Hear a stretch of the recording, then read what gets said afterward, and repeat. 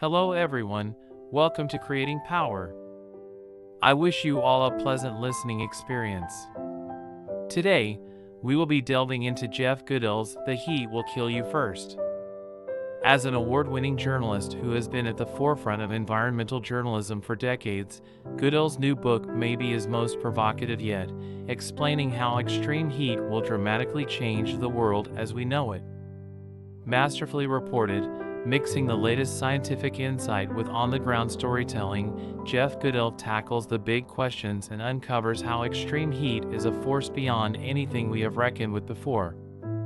According to journalist Jeff Goodell, heat has a significant branding issue, although unlike a desperate politician with a public relations spokesperson on speed dial, heat doesn't require more affection, it's not despised nearly enough.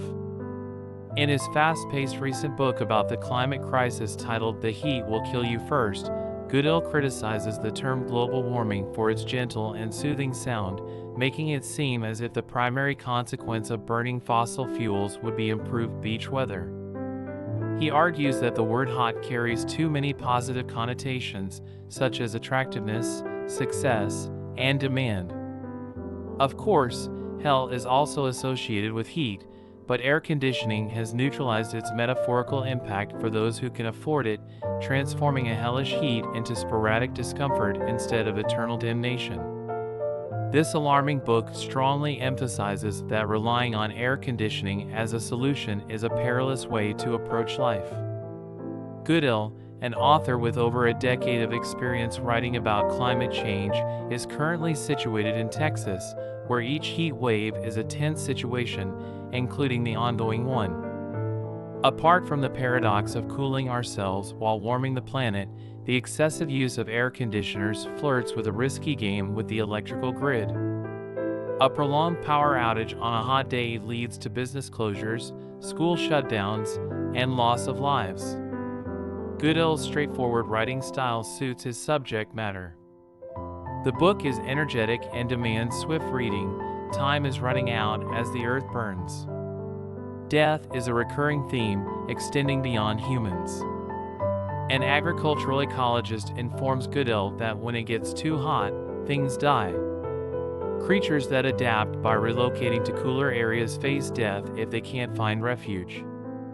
Vulnerable populations, including the elderly, sick, and poor, are at greater risk in a hotter world.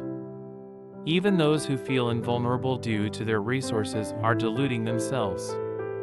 Goodell notes that extreme heat situations are becoming more commonplace for everyone. In 2021, an intense heat wave struck the usually mild Pacific Northwest, suffocating salmon and causing asphalt to melt. Rising temperatures endanger plants and consequently, our food supply. Goodell summarizes this situation succinctly: all living things share one simple fate. If the temperature they're used to, their Goldilocks zone, rises too far, too fast, they die. The book The Heat Will Kill You First reads like a gritty sequel to Goodell's earlier work, The Water Will Come. Global warming and rising sea levels are intertwined, resulting in catastrophic outcomes, melting glaciers and warming oceans causing sea levels to rise. The common culprit is human activity. Earth is getting hotter due to the burning of fossil fuels, as Goodell straightforwardly asserts. He wastes no words in stating this inconvenient truth. The rest of the book is dedicated to illustrating the harm we're inflicting and the potential for mitigation.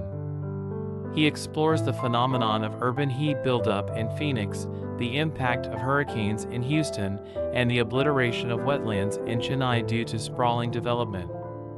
Goodell recounts encountering a starving polar bear on Baffin Island and visiting the Sonoran Desert with a volunteer providing sustenance to migrants attempting the perilous border crossing. After a tiring hike, Goodell contemplates the desperation required to traverse the scorching wasteland to reach America.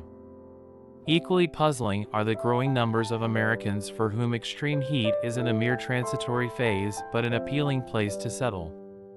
Goodell notes that Americans are relocating to escape storm-prone areas, while regions with high heat risk, like the Sun Belt, are experiencing population growth. Goodell himself moved from cool upstate New York to sweltering Austin, Texas due to his affection for a woman living there. This shift turned him from someone who disliked air conditioning into a begrudging dependent on it. So, what's the solution? Goodell converses with a scientist working to establish clearer links between human-caused climate change and extreme weather. This is crucial for assigning accountability, determining who or what company is responsible for a specific heat wave, for instance. A Parisian firm proposes rooftop terraces to counteract the heat effect of the city's zinc roofs. Rather than consuming environmentally disastrous meat, Goodell suggests considering crickets, which can be turned into protein-rich flour or fried like shrimp. However, solely adapting to catastrophe is insufficient. Goodell recalls the 2003 Paris heat wave, where numerous individuals died swiftly under their sweltering zinc roofs, overwhelming morgues and storage facilities for corpses. Paris had been constructed in a temperate zone without a climate culture. Yet, embracing a climate-conscious culture could also lead to desensitization, where suffering and deaths from extreme heat become routine tragedies we overlook in our daily lives. Complacency would worsen the horror, possibly explaining the tone of this book, frightening but not sensationalist, given that much of the described scenarios are already unfolding. Gruesome scenes abound, yet the memory of Sebastian Perez's demise lingers. An undocumented Guatemalan migrant, Perez collapsed while working in an Oregon boxwood field during the scorching 2021 heat wave, with temperatures reaching 107 degrees. Farmworker advocates had spent almost a decade advocating for heat regulations in Oregon. Emergency rules for outdoor workers were introduced shortly after Perez's death. Similar to the heat, inaction is slow and deadly. The infuriating nature of such deaths is described as enraging in a slow and violent way, according to an advocate's statement. The world is waking up to a new wildfires are now seasonal in California.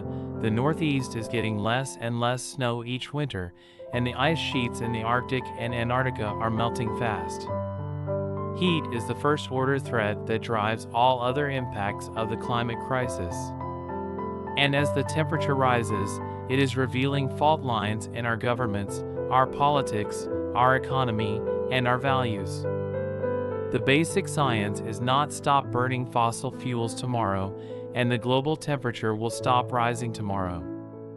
Stop burning fossil fuels in 50 years, and the temperature will keep rising for 50 years, making parts of our planet virtually uninhabitable. It's up to us. Thank you for sharing this journey with us. If you enjoyed this content, please like, subscribe, and share. Thank you, everyone.